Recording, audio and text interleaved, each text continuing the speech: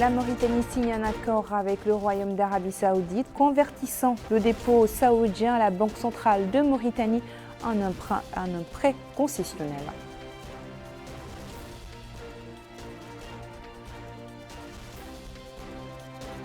Le ministre des Pêches et de l'Économie maritime achève sa visite à Nouadhibou après une réunion avec les acteurs de la pêche et les représentants des syndicats maritimes.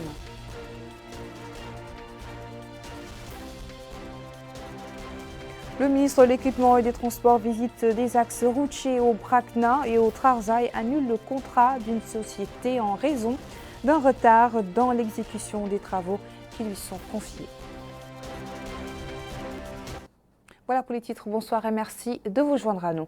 Le ministère des Pêches a abrité ce dimanche après-midi la cérémonie de signature d'un accord entre la Mauritanie et l'Arabie Saoudite relatif à la conversion du dépôt saoudien à la Banque centrale de Mauritanie en un prêt concessionnel. Cet accord a été signé du côté mauritanien par le ministre des Finances, Isselmou Mohamed Badi, et le gouverneur adjoint de la Banque centrale de Mauritanie, Boumdienne Taya, et du côté saoudien par le docteur Riyad Ben Mohamed El Kharif, sous-secrétaire du ministère des Finances pour les relations internationales. Bokar Bailaba nous en dit plus. 300 millions de dollars, c'est le montant d'un accord signé entre la Mauritanie et l'Arabie saoudite. En fait, il s'agit d'un montant que le Royaume d'Arabie saoudite avait placé en 2015 en dépôt à la Banque centrale de Mauritanie en soutien à la monnaie nationale et à la balance des paiements. Ce montant est désormais converti en un prêt concessionnel. Et à cette occasion, le ministre des Finances, Isselmou Mohamed Badi, a prononcé une allocution dans laquelle il a salué le niveau des relations bilatérales remarquables. Il a souligné que le Royaume d'Arabie saoudite a généreusement et efficacement accompagné le processus de développement de la Mauritanie en finançant de nombreux projets vitaux. Le ministre des Finances a indiqué que le prêt sera remboursé sur une période de 20 ans. Et il a précisé que ce prêt concessionnel permettra de mobiliser davantage de ressources extérieures pour contribuer au financement des programmes et projets inclus dans les engagements du président de la République. De son côté, le sous-secrétaire du ministère des Finances pour les relations internationales d'Arabie saoudite, Dr Riyad Ben Mohamed El Kharif, a indiqué que cette action vient confirmer le soutien constant du Royaume d'Arabie saoudite au gouvernement et au peuple mauritanien pour booster la croissance économique. Il a émis le souhait que ce soutien puisse contribuer à renforcer la croissance économique globale durable et ouvrir de nouveaux canaux de financement. Pour rappel, le dépôt avait permis à l'époque à notre pays de limiter les répercussions négatives de la détérioration des prix des matières extractives qui constituent les plus importantes exportations nationales. Après 3 jours de contact direct avec les différents acteurs de la pêche maritime à Nouadhibou, notamment les entreprises, les institutions et les usines, le ministre des Pêches et de l'Économie maritime, Mohamed Abidine Maïf, a conclu sa visite dans le Dakhlet Nouadhibou par une rencontre avec les acteurs intervenants dans le domaine de la pêche et les représentants des syndicats maritimes. Les rencontres ont reflété l'aspiration des acteurs du secteur à davantage de réformes et leur volonté de contribuer à son développement. Lesquels? Éléments de réponse avec Abdullah Damaba. La Wilaya d'Dakhlet Nouadhibou a abrité ces rencontres qui est organisée dans le cadre de la visite du ministre des Pêches et de l'Économie maritime au niveau de la capitale économique du pays. Cette visite d'information a pris fin avec ces réunions en présence des acteurs du secteur des pêches, du Wali de la Wilaya d'Dakhlet Nouadhibou et maire de la commune de cette ville. D'emblée, le ministre des Pêches et de l'Économie maritime a indiqué que ces rencontres s'inscrivent en droite ligne des instructions du président de la République afin de rapprocher l'administration des administrés et œuvrer dans le cadre d'un plan de réforme du secteur des pêches. Par la suite, plusieurs acteurs se sont exprimés. Ils ont appelé à la mise en œuvre de programmes et politiques permettant à toutes les parties prenantes de tirer profit de leur activité. Ils ont aussi demandé un soutien plus accru de la part de l'État, indiquant à ce titre la nécessité de réduire les impôts qui leur sont imposés. Le maire de Nouadhibou a pour sa part mis en avant les bonnes dispositions de la municipalité pour l'évolution et l'essor de cette activité professionnelle. Le ministre des Pêches et de l'Économie maritime, Mohamed Abidine Maïf, a salué toutes ces interventions, précisant par ailleurs que tous les acteurs, aussi bien du secteur public que privé, doivent se soucier et se déployer pour la sauvegarde des produits halieutiques. Enfin, il a rappelé l'utilité du repos biologique dans le cadre de la reproduction des espèces. Cet acteur qui a pris part à ces réunions a fait part de sa satisfaction parce que, dit-il, c'est la première fois qu'ils aient un interlocuteur qui est au fait des défis et problèmes de ce département. Par la suite, le ministre des Pêches et de l'économie maritime s'est réuni avec les syndicats des employés. Il leur a fait part de son unique objectif, à savoir la réforme de ce secteur. Les représentants des syndicats des travailleurs ont quant à eux mis sur la table les préoccupations des travailleurs, à savoir l'amélioration de leurs conditions de travail, la disponibilité d'une assurance maritime, la construction d'une usine pour l'écoulement de la production pour la pêche artisanale, entre autres.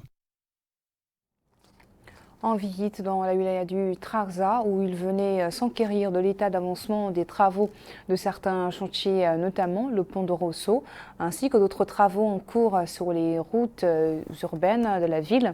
Le ministre de l'Équipement et des Transports, Mokhtar Ahmed Yedali, a annulé le contrat de la Société des voiries urbaines en raison du retard des travaux sur cet axe routier. Abdoulaye Damaba. Le ministre de l'Équipement et des Transports, Mokhtar Ahmed Yedali, était en visite d'information des tronçons routiers entre Boutilimite et Alleg. Au terme de cette visite, il a tenu une réunion avec les élus locaux, les chefs de services administratifs et sécuritaires, ainsi que les représentants des sociétés exécutant les axes routiers entre Boutilimite et Alleg. Et à cette occasion, il a indiqué que cette réunion s'inscrit dans le cadre du suivi permanent mené par le département pour accélérer le rythme de l'exécution des projets routiers dans le but de faciliter le mouvement des populations qui constitue un souci du président de la République, M. Mohamed Cheikh El-Ghazouadi. De son côté, le wali d'Ibrakna, Tayyib Mohamed Mahmoud, a souligné l'importance de cette visite, rappelant en partie prenante de la nécessité du respect des engagements. Par ailleurs, le ministre s'est informé d'un pont érigé à l'entrée de la ville et les efforts déployés pour réaliser d'autres ouvrages permettant de faciliter le mouvement dans la zone. Direction Rosso, là aussi le ministre de l'Équipement et des Transports, Mokhtar Ahmed Yedali, s'est informé de l'état d'avancement de la réalisation de la voirie de Rosso. Sur place, il a été édifié sur les retards constatés dans l'exécution des travaux et c'était en compagnie du wali du Trarza. Ainsi, le ministre a déclaré que les pouvoirs publics ne ménageront aucun effort pour que les travaux repartent sur le bon rail et il a en outre souligné l'importance du projet pour les habitants. Il s'est également informé de l'état d'avancement des travaux de réalisation du pont de Rosso. Lors d'une rencontre avec les responsables d'exécution de l'ouvrage, il a été procédé à la présentation de l'état d'avancement des travaux et les différentes composantes de l'ouvrage. Ainsi, le ministre a souligné l'importance d'accélérer les travaux d'exécution de cet ouvrage stratégique.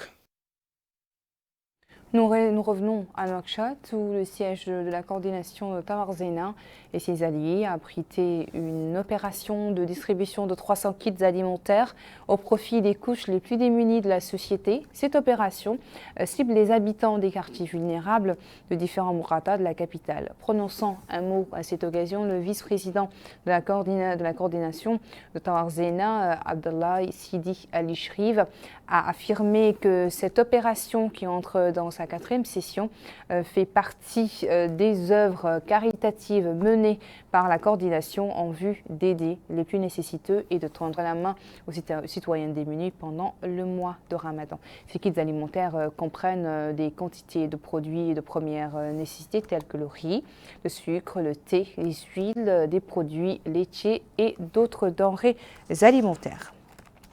Les walis de l'Adrar et de l'Ichéri ont tenu des réunions séparées avec une délégation de la Société nationale de l'eau, la SNDE, conduite par son directeur général, Mohamed Mahmoud Jaafar, pour débattre de la situation de l'eau potable dans les villes d'Attar et d'Akchouj. La visite a permis à la délégation de faire le point sur les travaux en cours, des projets également d'eau mis en œuvre dans ces deux villes. Mohamed Khatat.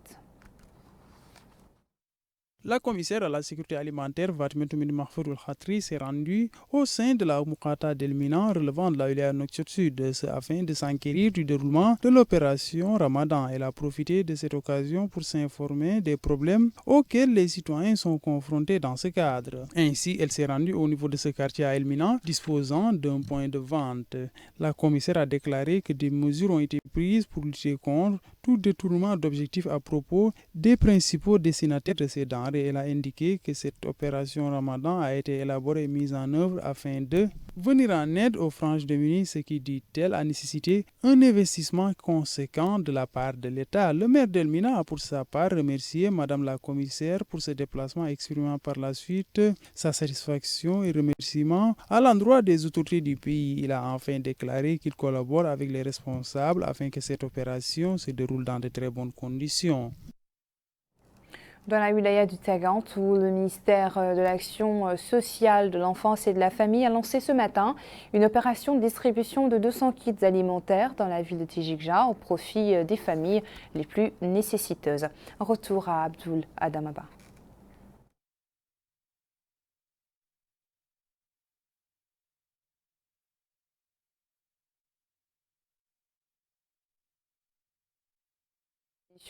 Pour le moment, clôturons ce journal par un détour au siège de l'agence mauritanienne d'information, AMI, à Nouakchott, qui a abrité ce matin la cérémonie de remise des prix de la deuxième semaine de la 3e édition du concours Sibn Harak, organisé par l'agence sur sa page Facebook à l'occasion du mois béni du Ramadan.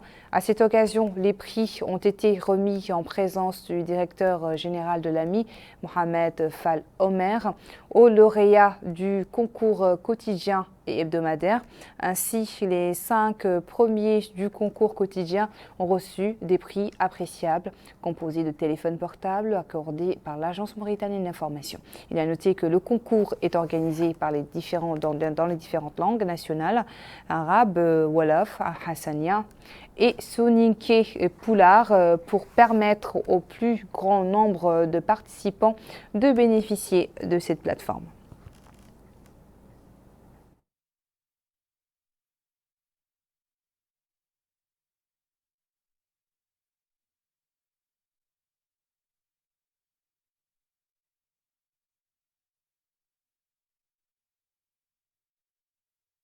Ainsi prend fin notre édition. Merci à vous de nous avoir suivis. Le rappel des principaux titres. La Mauritanie signe un accord avec le Royaume d'Arabie Saoudite convertissant le dépôt saoudien à la Banque centrale de Mauritanie en un prêt concessionnel.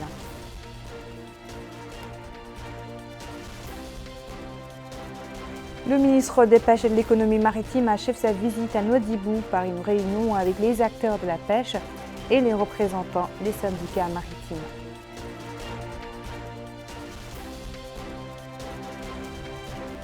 Le ministre de l'Équipement et des Transports visite les axes routiers au Brakna et au Trarza et annule le contrat d'une société en raison du retard dans l'exécution des travaux qui lui sont confiés. Très bonne suite de programme sur El Mauritania. Bonne soirée.